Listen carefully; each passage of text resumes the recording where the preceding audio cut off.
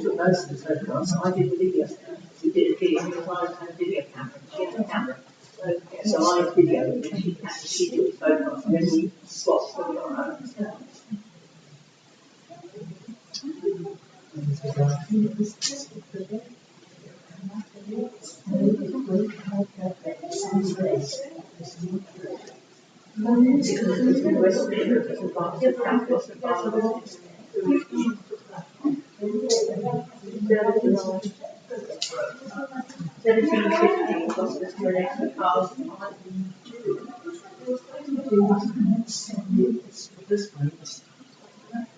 Oh my God.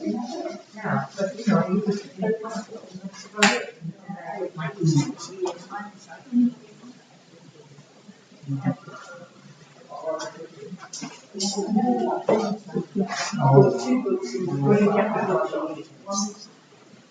The boat is 13 and 56.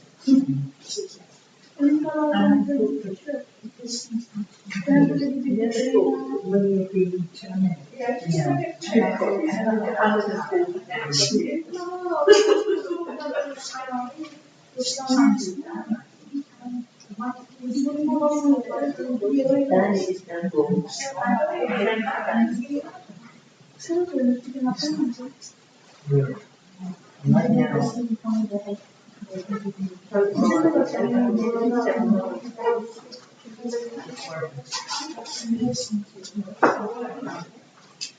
So where this comes from, grow along the way, there's an identity. Yeah.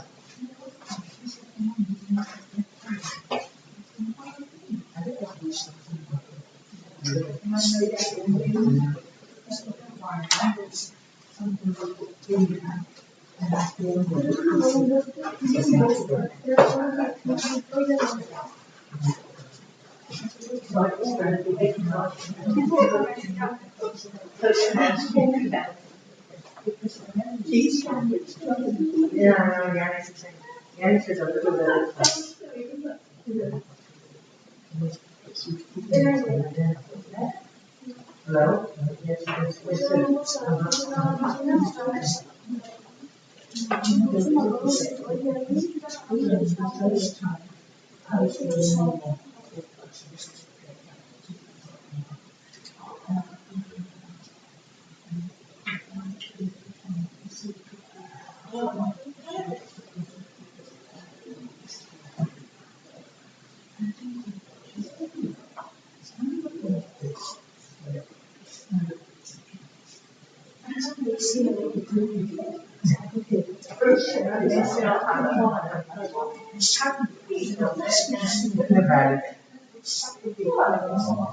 lost.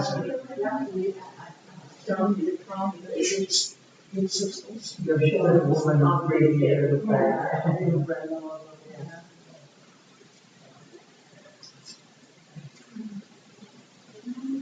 Was the journey next to it was pretty exciting.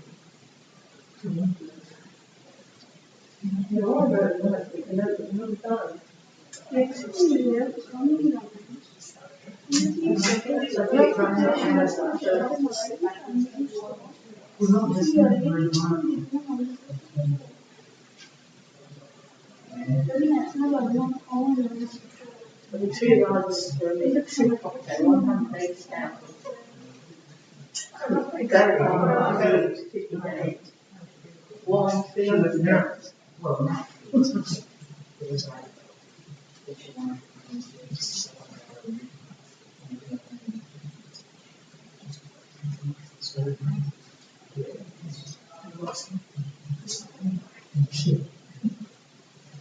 and she was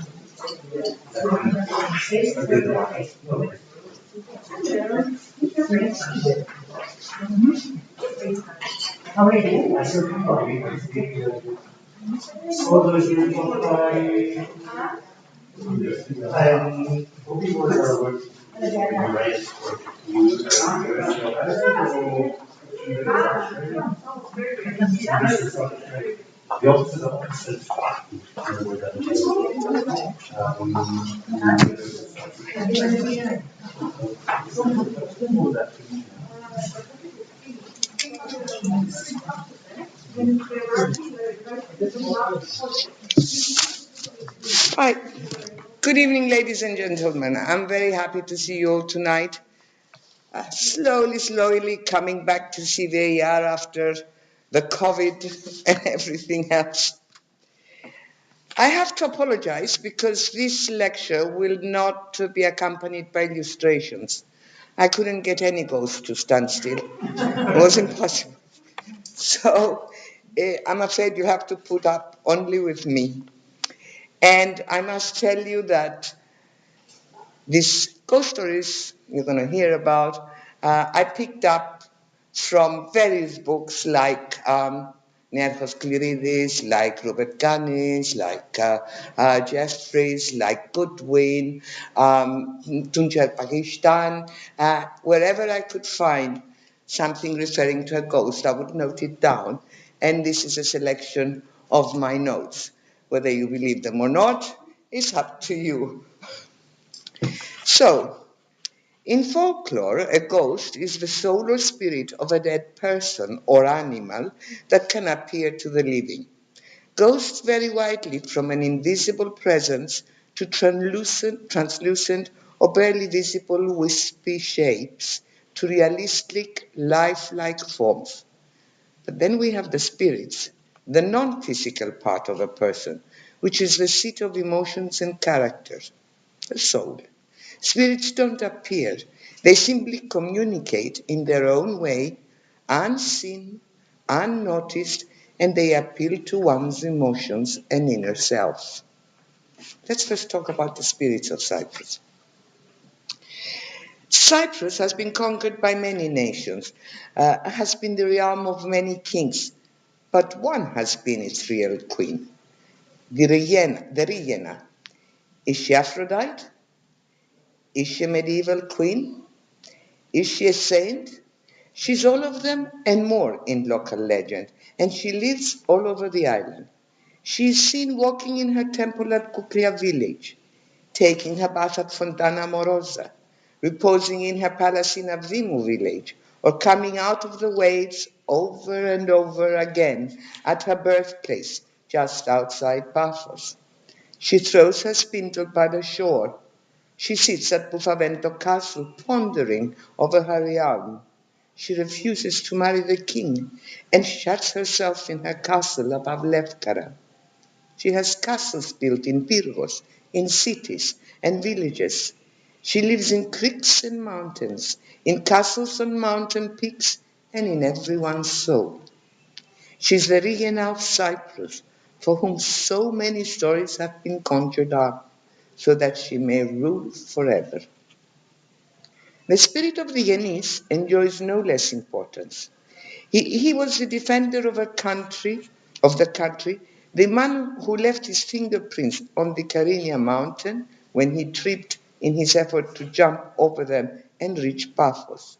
He threw a rock over the mountain and sank the Saracen navy which was attacking the island.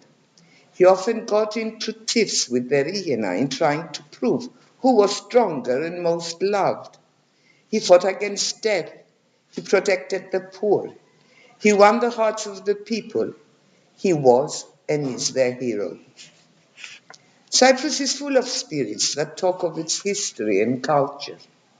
Erik Kejgaard the Good, the Danish Viking king, died in Cyprus in 1103.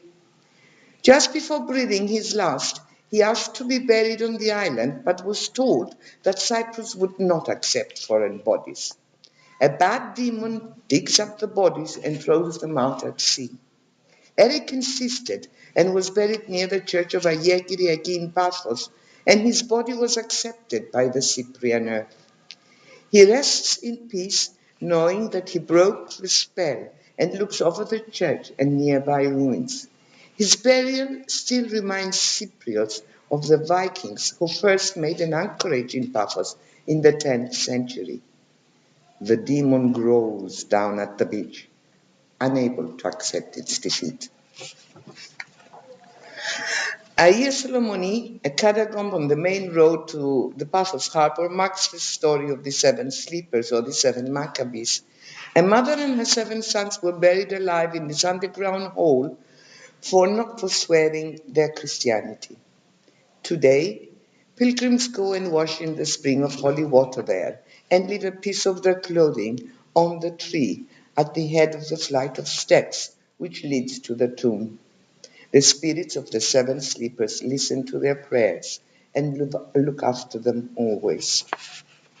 In the 18th century church of St. Gelandion in Arodes are two sarcophagi.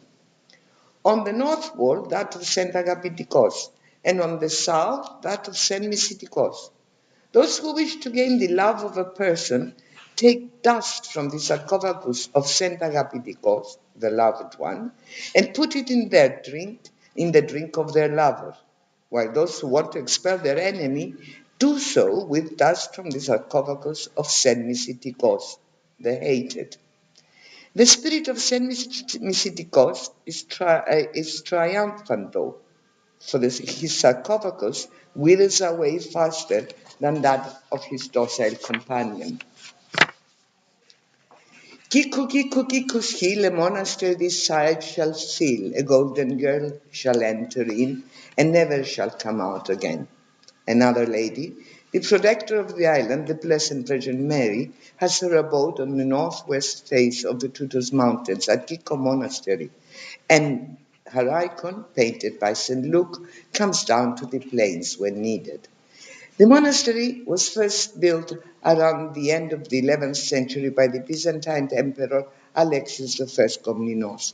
It burned down by fire several times and was rebuilt in 1365 by Eleanor of Aragon, wife of King Peter I of Cyprus. Although a Catholic, Eleanor was much impressed by the miracles of the Virgin Mary of Kiko and erected a wooden structure. The monastery was destroyed by fires repeatedly in 1542, in 1751, and in 1813. But the famous icon was always saved. Our Virgin does not want to be seen. She has been covered in silver since the 16th century, and no human eye may be cast upon her. Whenever there are epidemics, drought, locust attacks, or famine, the Virgin of Kiko would come down to the cities and listen to the prayers of her people for comfort and help. And she still does. She remains daily on the lips of every Cypriot and in their dreams. Another queen stands on the roof of her abode, the tall castle of Colossi, and surveys the area. It is Berengaria of Navarre, the only queen to be crowned outside the British Isles.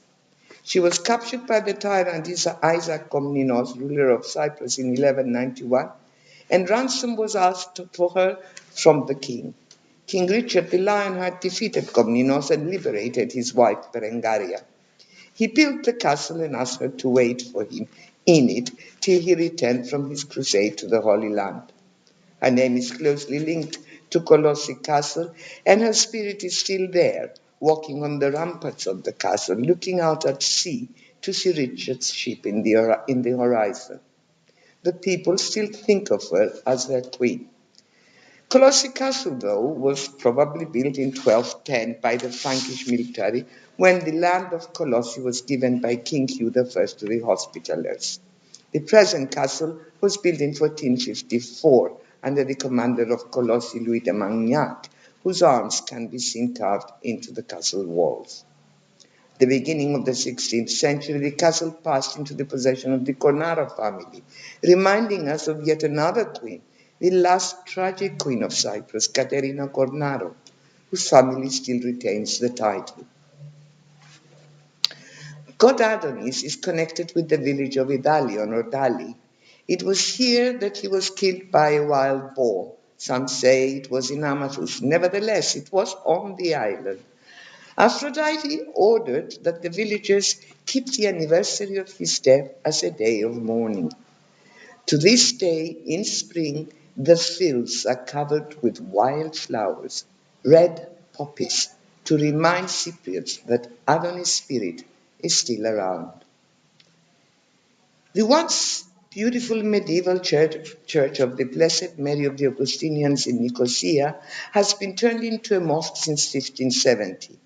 When the Ottomans conquered Nicosia, they believed that the spirit of Caliph Omar was wandering around the island and chose this church for its abode. La Sommerie Mosque. How the spirit of Omar got on with the spirit of the knight Jean de Montfort, the saintly knight buried in the church, was never explained. The spirit of dear old Iulia Piki, the last occupant of the famous dragoman Hadjigeorgakis Cornesius' house, will live forever in it. Sitting on her rocking chair at the kiosk, she will always watch the people go by in the street, seeing and not be seen. She will speak of the Audace, where the dragoman received his guests, the room so meticulously looked after by her. She will talk of the secret passage which led from the house to outside the walls of Nicosia, so that the dragoman may escape if necessary. She will show the silver coffee set presented to her ancestor Marudia by Lady Esther Stanhope, and she will wait for the parade of the 25th of March so that she may throw rose petals to the flag. There, she's there, in all the rooms, in every corner, welcoming guests and speaking of the great family. The Lady of Haram was related to the Prophet Muhammad. While visiting Cyprus in 1694, she fell from her mule and died. Her tomb is covered with the trilithon in the far end of the mosque, built in her honor. According to the legend, the three stones were brought by angels from Palestine and hung over the tomb without touching the ground and without any support. Haram's spirit is still over the site, keeping the land in peace and serenity. St. Helena landed in Cyprus around 327 and rested by the banks of Vasilikos, the royal river. She fell asleep, and in her dream, an angel told her to build a church and place in it the cross of the penitent thief, and another one depositing in it a piece of the Holy Cross. So she did. She built Stavrovouni Church and a small church where she landed at the village of Tochny. In 1318, the cross of Tochny, which had a piece of the Holy Cross within it, was stolen by a Latin priest who wanted to take it abroad. But his boat almost perished in a sea storm. So scared was he that he returned to the shore and threw the cross in the center of a hollow carob tree. The cross remained there for years, till it was found by a young shepherd boy. But its authenticity was questioned by the Latin bishop of Famagusta, and the cross was put to trial. It was decided to be put in fire, and if it did not burn, it would be the true cross. If it did burn, it would be a fake. This took place in the palace and in the presence of the royal family. The cross did not burn, and seeing this, Queen Alice, wife of King Hugh, who had been struck dumb for entering the church of Maharaj, which was forbidden to women, started talking after 3 years of silence. The present 19th century church of Tochny, containing a piece of the Holy Cross, is built on a bridge over the river, and the reason is as follows. The village was infested by 40 evil spirits who made life hell for the inhabitants. A priest advised them to dig a deep pit at one end of the bridge, and then he enticed the evil spirits into the pit. Once there, the priest clapped a cover over the pit and built the church on top. So the evil spirits of Tochny are still trapped under the church. An inscription on a cliff in the river valley near the village, cut in deep-colored letters, has never been deciphered. Is it a magic formula to keep the spirits dormant? Is it a protective prayer? No one knows. Let's talk now about the ghosts of Cyprus. A very strange monument in Cyprus is a large Roman tomb converted into a chapel near Archimandrita. In a large niche in the north wall lie hundreds of bones and skulls said to be the remains of 318 saintly men. They landed in Missouri and walked over to Alectora village and, led by an Archimandrite, came to this village where they were massacred by the heathen. Just there is the spot of the only woman who accompanied them, a leper, who was also slain. Nearby, the villagers show the footprints of these men and their horses. Their apparitions still linger around the area during winter nights. About 2 kilometers from the village of Fini lies the church of Cosmas and Damian, the Agia Nargiri. The inhabitants say that they often see a young man riding a horse coming out of the church every Saturday evening. They believe that he is one of the Anargiri saints, heading out to heal those who need his help. Other people claimed that some priest wearing vests of a previous era used to incense outside the church in the mornings. This priest was accidentally seen by a local girl who was so upset that in a few days she died out of fear.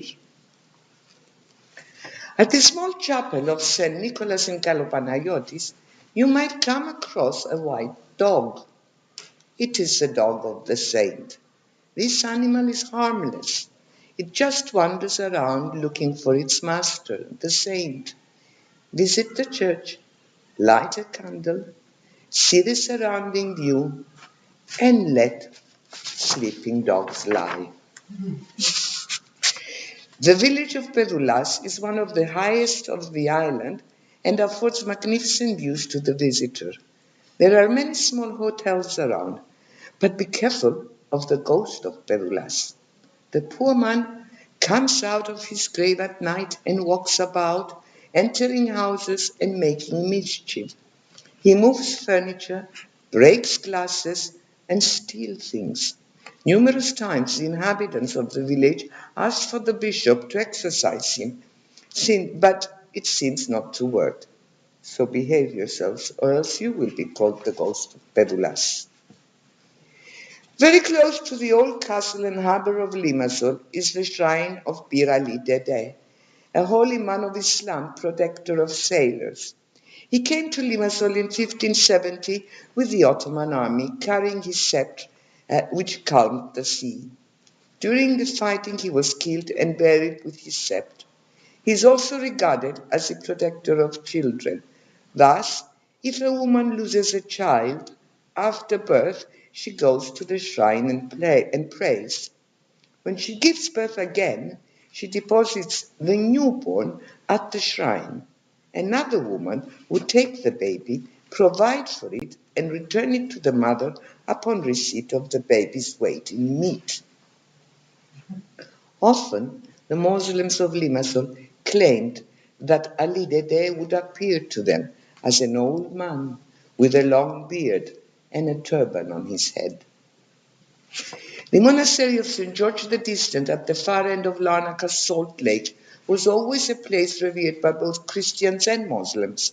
This St. George, also known as Skidr, heals children with feet problems.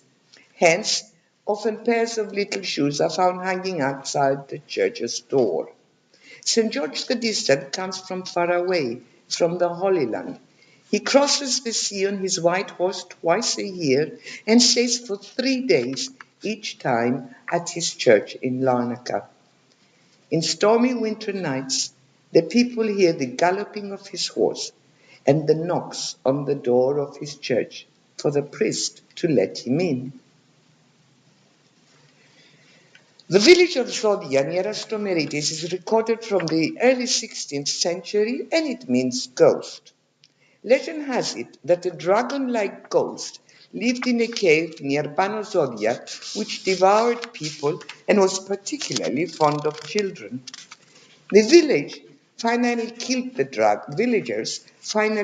the dragon by getting it drunk on Cyprus wine and burning him with paraffin. But quite often, people hear the dragon's groans and feel the earth beneath them moving as it turns round in its cave. In the early 20th century, Famagusta faced a terrible problem. The inhabitants used to hear terrible screams every night that would not let them sleep. Being superstitious, they believed it was the ghost of those who died in the city, and there were not a few of them.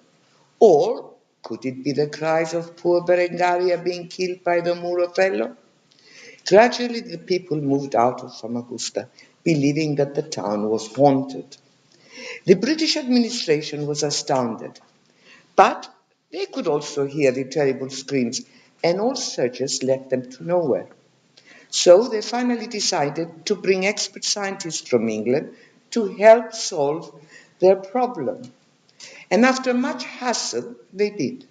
It was the seagulls, which entering the tunnels of the walls through the sea lagoons were trapped within them and could not get out again. Their cries echoed through the empty wall tunnels and multiplied. Once the lagoons were filled in, peace prevailed and the people started coming back. Jambulat was a commander of the Ottoman fleet during the siege of Famagusta in 1571. He and his troops were stationed at Arsenal Gate by the harbour and were desperately trying to enter the city. But the Venetians had placed a wheel of sharp blades at the opening of the walls and the soldiers could not enter. Their morale was becoming very low, and Jambulat wouldn't have it. He got on his horse and rode straight into the turning wheel of blades. He was cut into pieces, but jumped the wheel so his soldiers could enter Famagusta. Jambulat was buried next to Arsenal Gate. A big fig tree grew over his grave, and couples would go eat figs from the tree, believing that they would have sons as brave as Jambulat. However, on breezy evenings, the Turkish Cypriots often see a headless figure walking on the walls with its head under his arm and surveying the city. It is Jambulat, proud of his sacrifice. At the top of Prodromos village stands the ruin of one of the most popular hotels of mid-20th century. The Berengaria Hotel and its grounds hosted kings and other famous personalities, but the numbers for its survival never added up. Walking through the derelict rooms of the building, you will probably come across a very worried, rather short and chubby gentleman scratching the top of his head and whispering to himself.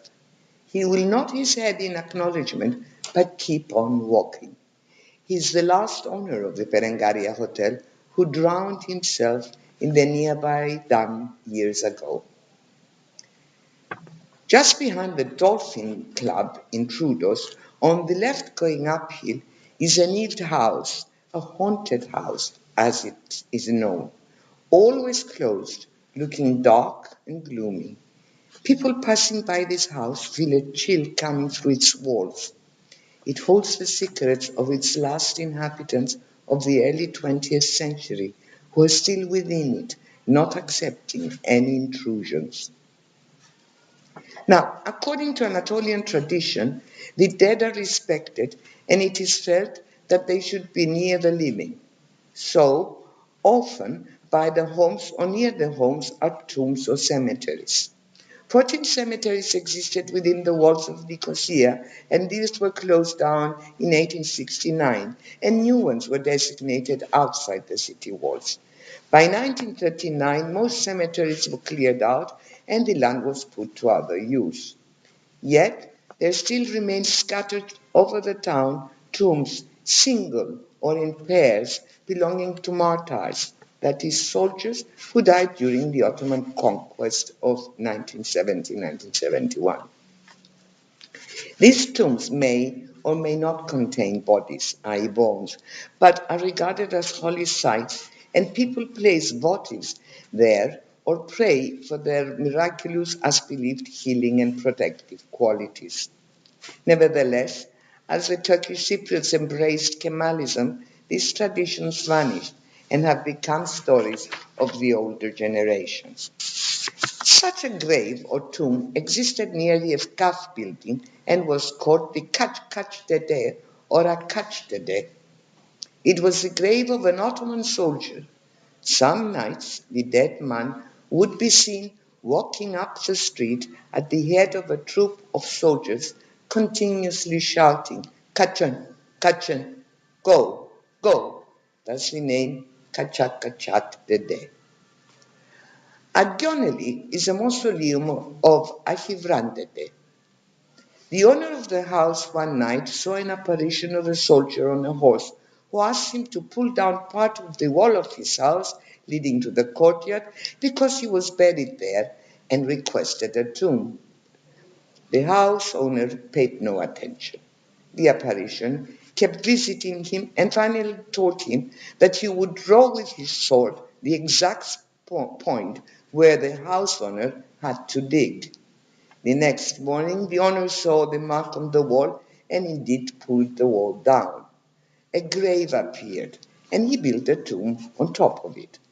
People, having heard the story, went and lit candles over the tomb and prayed.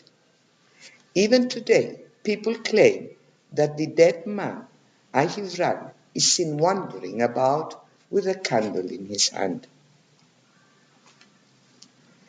Behind the scarf, under an almond tree, which by the way is the first to blossom every spring, stood two graves of Ottoman commanders until 1936. A person called Hassan Effendi would go every night and light a lamp on their graves. However, one night he forgot to light the lamp because it was the wedding of his son and he got carried away. He went to sleep and felt something shaking his shoulder. Opening his eyes, he saw in front of him a tall man with a brown beard, wearing a long robe and holding a scimitar. He spoke to him furiously. "We died 400 years ago. Why do you forget to light the lamp of mine in my friend's grave? Can soldiers' grave be forgotten?" Hassan ran immediately to light the lamp and continued doing so until he himself died. Another story relates how a young girl, Pembe had a light shadow, that is, she was susceptible to seeing ghosts. She lived in the Efkaf department, and every night she would see a dead man walking around the house. Dressed in black and purple clothes, he had a white beard and light around his face. Every Friday, underneath the staircase, a candle would be seen burning. Pembe sometimes would sit in the pathway of the dead man, and a threatening voice would be heard. "Why do you sit in my path and get in my way?" A martyr known as Hamza was buried in a house at Alparslan Street. Martyr Hamza was tall, bearded, and good-looking, and there were stories about him among the residents of the neighborhood. At one stage, a family wanted to rent this empty house where the martyr Hamza was sleeping. The head of the family found the door of the house open and entered and looked at the house. Then he visited the owner and told him that he wanted to rent the house. The owner asked him to visit the house with him and inspect it. But the tenant-to-be said that the house was open and he had seen it and liked it. The landlord didn't believe him because he kept the house locked. They went together and found the door really locked. Hamza had opened the door because he approved of the tenant. The new tenants of the house would live together with Martyr Hamza as a family. When the family had just moved to the house, Hamza came in a dream to the eldest son and told him not to be afraid of him. A tomb was built over the grave of Martyr Hamza, and a niche was built on the street wall side of the house. The couple living in the house installed their beds next to the wall where the niche was. Every night, candles were lit in the niche from the time of the night prayer until the time of the morning prayer, and the Fatiha was recited. When it was time for the morning prayer, Hamza would make his ablution from the fountain in the courtyard and pray. At the end of the prayer, the candles were extinguished. One night, the candles went out somehow, and Hamza woke the tenant who was sleeping next to him by poking him and asked him to light the candles immediately. At Izzet Effendi Street, a martyr in the mausoleum on the wall of the house was part of the family which lived in the house in the 1950s. Like for every martyr, the martyr's candle was lit at night time so that it would burn until the morning prayer. A tin bucket, a pair of shoes, and a towel were kept for morning ablution. While the martyr made ablution, the family would hear the sound of water and buckets, and after the ablution, they would hear the sound of walking shoes. When they woke up in the morning, they would find the bucket empty and the shoes and towel wet. One night, they forgot to put the necessary items for ablution. The martyr, who found the bucket empty at the time of the morning prayer, woke the household up by shaking and making a terrible fuss, shaking the tin bucket and making a terrible noise. The head of the house, terrified, rushed to fill the bucket with water and appease the martyr. In one of the round towers of the town of Karinia, in a gulas, as these were known locally, an Ottoman dignitary kept his harem.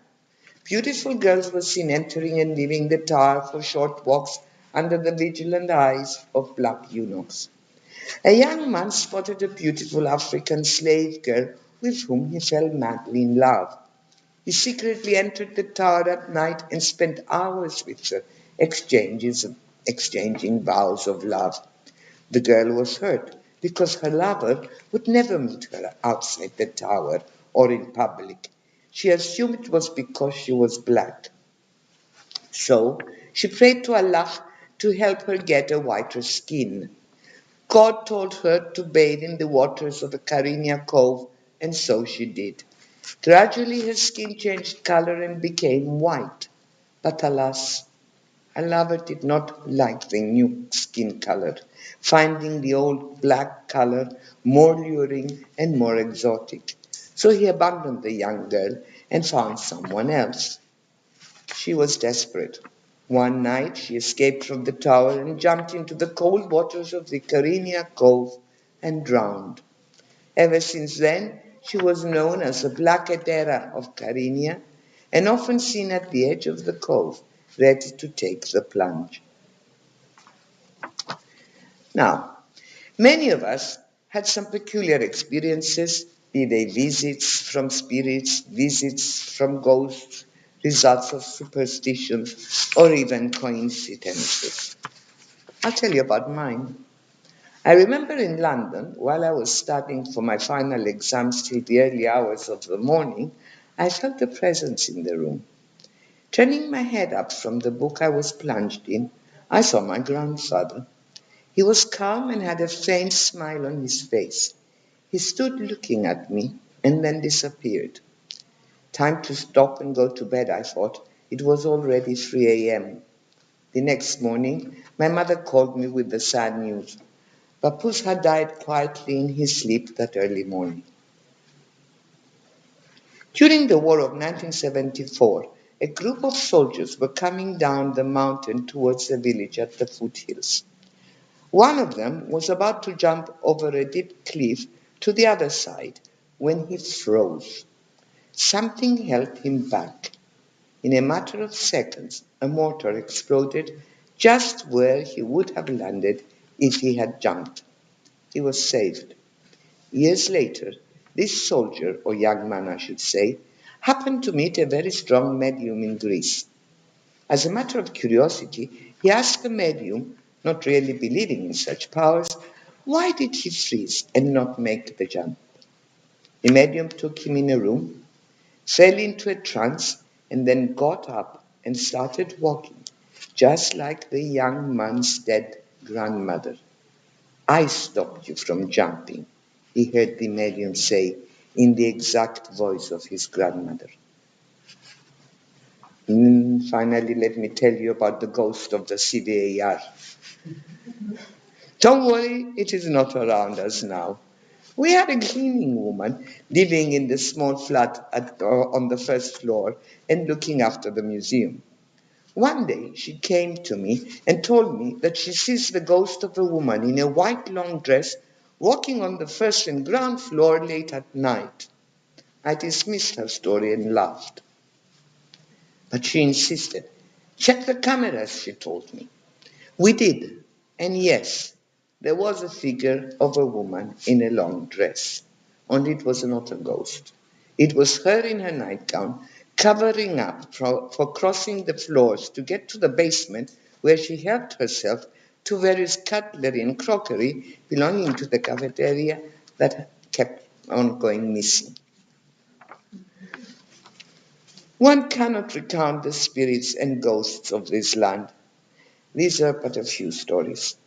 But listen, they are everywhere, and from all different periods of the island's history, from different lands, having found their way to Cyprus and having made it their last abode. Listen, you will feel them, for sure. You might even see them. Thank you.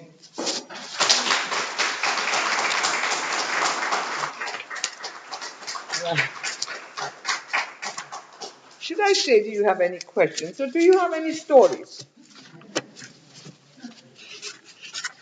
I'd love to hear more stories.